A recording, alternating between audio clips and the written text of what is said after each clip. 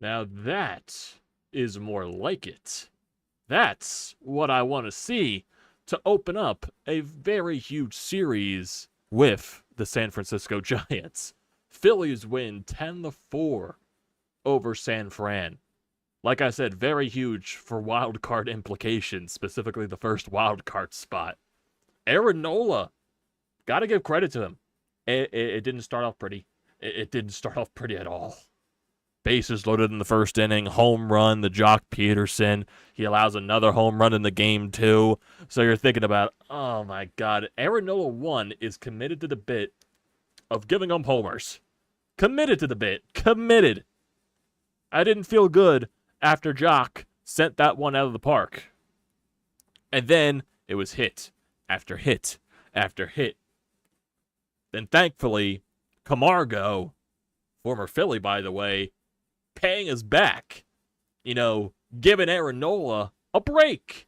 Easy chopper to Nola, easy double play, inning ending, and you don't have to worry about any more runs crossing the plate. Aaron Nola got out of the inning only allowing the home run. That was shocking. That was shocking. Then the Phillies responded. They responded basically every time. Phillies put a couple of runs on the board. They tie the ball game up in the first. They take a lead in the second off of Sosa, as I call him, Gus, 2-run shot. Then they just kept tacking on and on and on and on. Alec Boehm had a fantastic game offensively and defensively. I think he was a triple away from the cycle. So that shows you how good Alec Boehm was going today. Defensively, he was amazing too, making some spectacular plays over there at first base to get some nice outs for Aaron Nola, who desperately needed the quick innings today. Very nice. Very solid stuff. Bryce Harper inside the park homer. Screw the people that say it should be a triple. Screw the people. It's an inside the parker. I want to feel the excitement. And the reaction that Bryce Harper had sliding into home plate, just thinking, it's too easy. It's too easy for him. Dude was gunning it around the bases. It was going to take a truck to make Dusty Wathan stop Bryce Harper from rounding third base. He was going to be going the entire time. Epic moment there. Epic moment. Also, Kyle Schwarber getting in on the action later on in the game, making it, a 10-run game. So that was nice. That was nice to see a Schwarber bomb. My father called it too. He was calling it the entire game. Okay, this is the at-bat. Schwarber's going deep. Okay, it's this one. It's this one. And then finally he did go deep. Finally he did go deep. So that was nice to see a Schwarber bomb. Giants, though, defensively, they weren't good defensively. Not at all. And they were throwing a bullpen game out there. Definitely showcased from Gabe Kapler that he was just going to, make these guys take one for the team. Apparently, they have a lot of injuries to their starting rotation. They're only throwing a 2-man starting rotation out there. So I could definitely see why they've been struggling as of late. So maybe you're seeing them at the right time, but still, this series is nowhere close to over yet. Taijuan Walker is going to be making his first start in the past week and a half since the Minnesota game. So the past previous starts for Taijuan Walker has been dealing with a lot of command issues.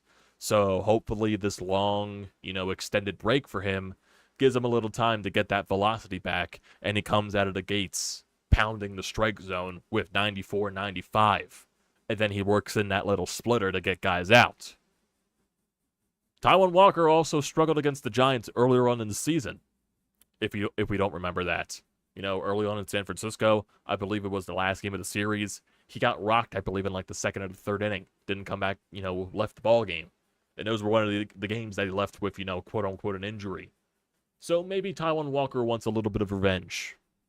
Also on the mound for the Giants is going to be a guy making his Major League debut. So, offense, I need you to have some more juice for tomorrow. Hopefully this is not one of the situations where you score 10 runs and then your offense is done for the rest of the series. We've seen that pattern way too many times. Don't make it another pattern. Do not make it another pattern, I beg of you. We saw that with the Minnesota series. We saw that, honestly, with the National series this past, week. Scoring all those runs on Saturday to tie the series up, and you goose, well, not even a goose egg. He did score runs in the ninth, but still, basically the entire ball game. Don't let this be one of those situations. I want to win a series tomorrow. I want to win a series tomorrow. That starts with the offense, and that starts with Taijuan Walker as well. Got to keep it rolling. This is a huge series in terms of wildcard standings. You got yourself some nice separations today. So you got to keep it going tomorrow. I think the guy that they're calling up is their top prospect. Their, top prospect and top pitching prospect. So who knows what's going to happen. But make his major league debut a living hell. Make it a living hell. And force Gabe Kapler to yank him early so he has to waste more guys in the bullpen. All the boos raining down for Gabe Kapler. I loved it. I loved it. That was nice to see. Freaking Citizens Bank Park going boo every time he walked out there. That was some good stuff. That was some good stuff. Overall, I thought I wasn't going to bring it up, but I think I gotta. Ninth inning. Dylan Covey on the mound. Guy doesn't know how to throw a strike. Throwing everything low. Walking guys. Hitting guys with the bases loaded. Fans are chanting, bringing Kimbrel. Freaking everyone just cheering when the guy gets out. Well, Rob takes him out. What an embarrassing moment for Covey. What an embarrassing moment. That dude should be DFA'd after this game. And you all know I'm not a fan of Dylan Covey. I don't care what his stats have been in the last so many appearances for him. Dude is not a good pitcher. He's not a good pitcher. Plain and simple. I know there's a stat out there that I believe it was... Where is it at? Covey is allowed 1 run over his last 8 appearances, a 2.35 ERA in his last 15. Yeah, that's the stat for Dylan Covey. I don't care. Dylan Covey's not good. And you have way better options in the bullpen. Kind of wish, Rob just went to Strom for the next inning. Just use Strom for 2, and then you completely save the bullpen. So you don't have to worry about using Jeff Hoffman, but you have to use Jeff Hoffman, and Alec Boehm once again made another fantastic play that turned a double play to get 2 outs in that ninth, and Jeff Hoffman retired and got out of that jam with ease. It's ridiculous. Dylan Covey should be on the next bus out of town. The next train, the next plane, whatever it wants to be. Dylan Covey should not be on the roster as of tomorrow. Just shouldn't be. You got Jose Alvarado back. You don't need Covey. Even though Covey gets barely used. We don't need him. I also think I saw that the Phillies right now, for Jose Alvarado, they're going to be using him every other day.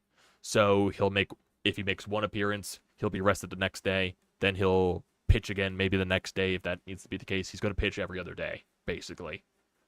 Just coming back from the injury, which it does make sense. You don't want to overuse him. You don't want to, throw out that arm that he's been dealing with, with the inflammation this year. Don't want to do any damage to it.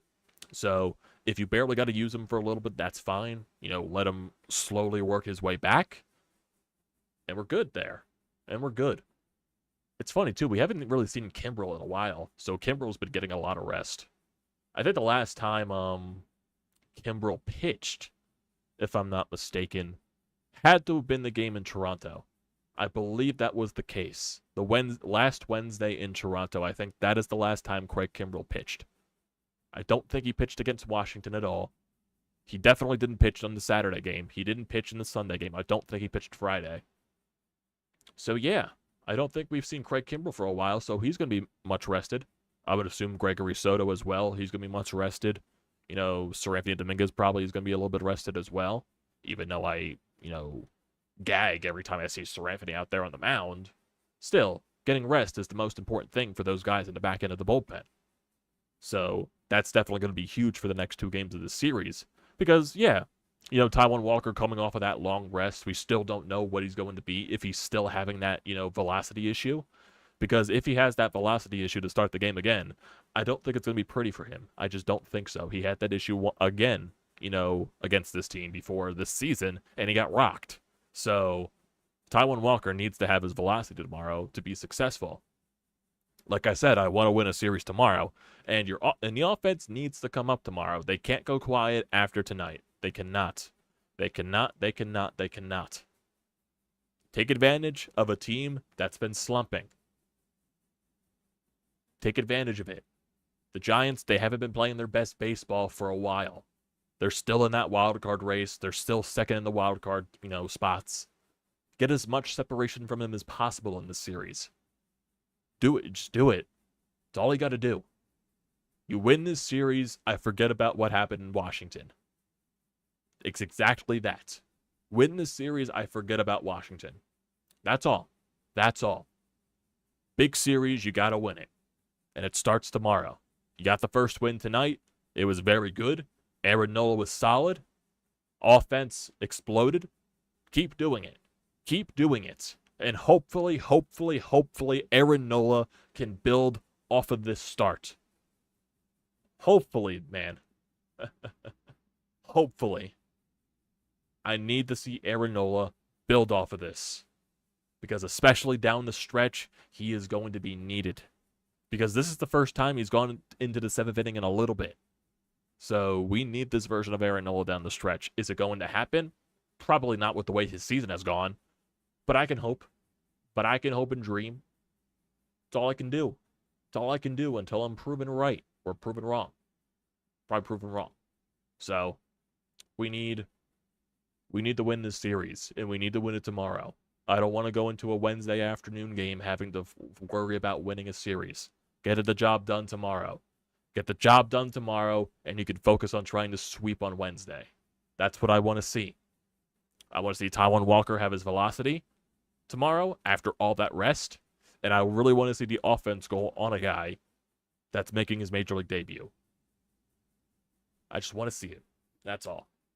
So looking at the lineup today, very good stats. Everyone in the lineup had hits today. Kyle Schwarber 1 for 4 with the 2-run shot. Trey Turner 2 for 5. He got on with a couple of errors as well, but still 2 hits in the game for him. Nick Castellanos 1 for 5. Bryce Harper 2 for 5 with an RBI single and an inside the park homer. Alec Boehm 3 for 4 with a solo shot. JT 2 for 4. Bryson Stott 1 for 3. Bryson Stott also. This is the one thing that I also forgot. This was before Edmundo Sosa's home run. This is what led to it, basically. Sean Manaea on the mound in that second inning. Excuse me.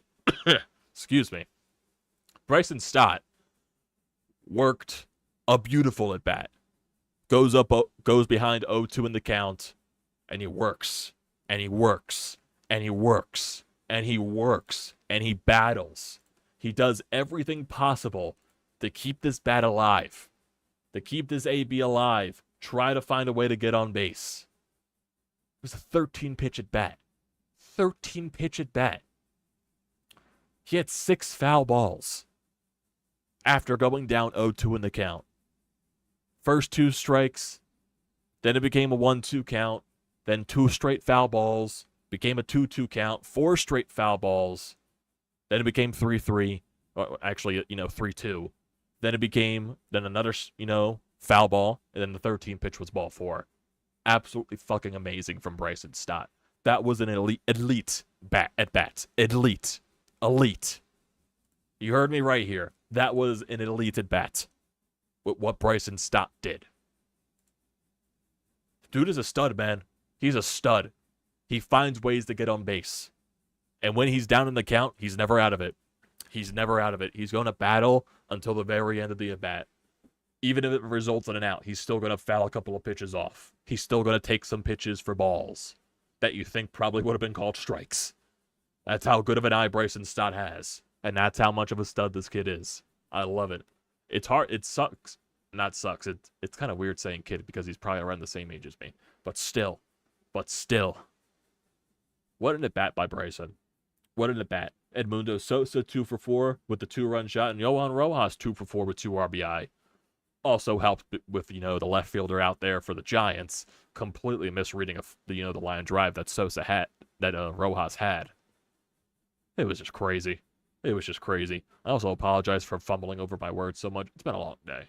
It's been a very long day. It's also hot out. So, long day and heat does not mix with me specifically. So, yeah. If you can hear the air conditioner going off in the background, I need this place as cold as possible because I've been out in the heat too much today. So, I apologize for that. Phillies, they go 6 for 14 with runners in scoring position. Nola didn't start off too hot with the home run, the bases loaded situation, and another home run. But he goes, 7 strong innings, really settled down, really battled. 7 hits, 2 earned runs allowed, 1 walk, 5 strikeouts, 2 home runs allowed, of course, because it's on an Nola start without a home run. On 100 pitches, this was the best start Nola has had in a while, and he still gives up home runs. So you just can't escape the home run ball from Nola. You just can't. It's utterly fascinating. It is. It's really fascinating how many home runs this guy gives up. It's just weird. Strom had a very easy top of the 8th inning. 2 strikeouts on 9 pitches. Dylan Covey sucks. He threw 9 strikes on 25 pitches. 9 strikes. 16 of those were balls. Are you serious? Are you serious? What a joke. What a joke from Dylan Covey. Hoffman comes in. He throws 6 pitches to get out of the jam. Like, seriously, I was getting flashbacks to last year. 7-1 lead to the Mets. Jesus, I'm coughing. I'm sneezing all over the place. God damn. Like I said, long day. But still, back to the subject at hand. I was getting flashbacks. I was getting scared with Covey on the mound. Who was it on the mound during that game when the Phillies blew the 7-1 lead to the Mets? Who was that dude's name again on the mound that Girardi put out there? Like, seriously, who was it? And no, I'm not blaming Rob for putting Covey in that situation. You're up by 8 runs. You use a Covey in that situation. Sadly, Covey didn't get the job done. Who was it last year? I completely forget because I want to erase that entire memory from my mind. But no, I will never erase that memory from my mind because it's so vivid. But I can't remember the guy's name because I think he got DFA'd after that. So, yeah, that's where we're at. I probably don't even want to remember the guy's name because even if I think about it, I'll just get, the flashbacks will happen even worse. So, yeah, I don't want to think about it. I don't. None of you in the comment section, please do not bring up this guy's name. Please. Let's see. Standings-wise, after today's game, you are now... Well, the Giants actually fell out of the second wildcard spot. The Cubs overtook that because they're on a 3-game winning streak. So now you're 2.5 games above the Cubs. You're 3 games above the Giants. And you're 4 games ahead of the Reds, the Marlins, and all that stuff. I think the Marlins are playing right now against San Diego, if I'm not mistaken. They're losing 5-0. They're losing 5-0. So that's also nice to see. That is also very nice to see. The Cubs, you really can't do anything about them. You don't play them at all the rest of the season. You won the season series, so there is a tiebreaker involved or anything like that. You win that tiebreaker, so it doesn't really matter in that aspect. But win the games that are in front of you. Win this series against San Francisco. Get as much separation as possible. And just continue to win games. The Giants, Cardinals, and the Angels this homestand. You should be getting a lot of wins this stretch. Even though we said that about the easy schedule, you went 12-10 during that easy schedule. Make up for that. Make up for that with a really good homestand. 6-3. Is 6-3 too much to ask for? That's 3 series wins. 6-3. That's all I'm asking for. You win a series against San Francisco, you win a series against St. Louis, and you win a series against Los Angeles. I don't think that's too much to ask for. I don't think that's too much to ask for at all. You also get an off day on Thursday. So, hey, you got to, like I said, win the games that are in front of you. Win tomorrow, you win a series. Win tomorrow. That's what I'm asking for. I don't want to see a quiet offense against the kid that is making his major league debut. I don't want to see a quiet offense following the night that you scored 10-plus runs. I don't want to see that again. I need Taijuan Walker to have his velocity. And I need him to pitch well. After having that, long rest. I need to see it. So, Before we end it off, let's get to the Anytime Hotline. You can link those at 215-839-9885, your text messages and voicemails. If you want to leave those, we got one here from Sean Fitzpatrick. So let's see what Sean's got to say. Well, if you were at that game tonight, you definitely got your fill of offense. You definitely got entertained. What didn't it have? You had multiple homers. You had triples. You had an inside the park home run. Balls flying all over Citizens Bank Park. Look, I'll give credit to Aaron Nola. He settled in after the atypical Nola batting practice home run job. Gave him innings. You know, Alec Bohm played a great game all around, offense and defense, timely hitting, and the Giants were sloppy as hell. But as usual, I got to bring a little bit of negativity into this, and I think we know where we're going here. Oh, boy. Dylan Covey is to this pitching staff what Josh Harrison was as a hitter. Why is this guy still on this team? I mean, just terrible. Tom McCarthy even said he's been pitching better as of late. I about fell off my chair. He is the true definition of hate the face. I can't stand the sight of this guy. And when he walked off the mound tonight, he should have walked into the locker room, packed a bag, and said sayonara. Oh, God. Sean, Dylan Covey, he's had a 2.35 ERA in his last 15 appearances. Apparently, he's been pitching fine. I don't believe that for any lick. Even though stats are stats, I will never believe that. Dylan Covey is not a good pitcher. He's not. I'll get to you guys in the comment section here before we end it off. Channel name, how you doing, man? Dylan Covey couldn't throw any strikes. I know, it was ugly. Nice inside the Parker from Bryce. Phillies are 10-0 in August when hitting 3+ home runs. They have the most home runs in August, I believe. Yeah, I wouldn't be shocked if that's the case. I would not be shocked. They've been hitting a lot of home runs this month, which they should be. They're built for it. They're completely built for it. Let's see. Weird game tonight. Giants looked awful for 7 innings, and Nola looked crap to start the game, and I can't believe Covey played another crappy game. Almost thought you weren't going to be here tonight. Oh, I was going to recap this no matter what. Regardless if I went to the game, I'm still recapping. Just going to be a little later than usual. The way the Giants played tonight, we could win all 3 games. I hope that's the case. Stott was incredible, yes. Kapler made the boneheaded pitching move of their season. Nola had 28 pitches and pitched the second Giants starter struggled but had 19 pitches only, and Kapler takes him out then in the Phillies. Well, I think the philosophy for Kapler today was a bullpen game, regardless of what the situation was. This is what the Giants do. They have a very, very injured rotation, and they're relying way too much on bullpen games and getting length out of guys from the bullpen. That's what they've been doing all year. MLB is ridiculous. I live in Vegas. I can't watch the games because the Vegas area is blocked out for every West Coast team in Vegas. They won't even let me watch replays. MLB is stuck in the past. That is dumb. You got to find some illegal stream sites or something like that, Julian. You got to find something like that. Mets beat the Braves. Figure that out. Oh, yeah, I did see that. If Taijuan Walker pitches a great game, Phillies win easily. I hope that's the case.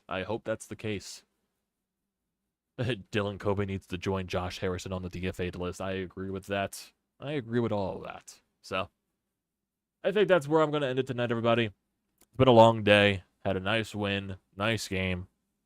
And let's move on to tomorrow. I want a series win tomorrow. I want Taijuan Walker pitching well, and I want the offense to continue this, especially against the kid that's making his major league debut. And speaking of that kid, let's go look up that Phillies schedule for that case, just to see the pitching matchup once again, even though we all know it's Taijuan Walker. So it's Kyle Harrison. Kyle Harrison is a lefty, so it's going to be another lefty on the mound for the Giants. He is 22 years old. I'm not sure, his velocities and stuff like that, but Taijuan Walker, we all know hey, look at the injury list for the Giants too. Brandon Crawford on the injured list, AJ Pollock on the injured list, Mike Yastrzemski, Haniger. They got a lot of guys there. They got a lot of guys on that injury list. I'm honestly surprised about that, on how many injuries they have. So yeah, that's where we're going to leave it all tonight, boys. I appreciate everyone here for joining the streams as always. Don't forget to leave a comment in the comment section down below. Don't forget to drop a like. Don't forget to hit that subscribe button. It does me a great deal of service. Phillies recaps, Phillies sports recaps, Eagles, Flyers, Sixers, all that stuff. We're going to implement some, gaming live streams as well, like during off days or something like that. So definitely stay tuned for all of that stuff. But for now, also use the code TTPSPORTS, $20 off your first purchase at SeatGeek. Great deal. Don't pass it up.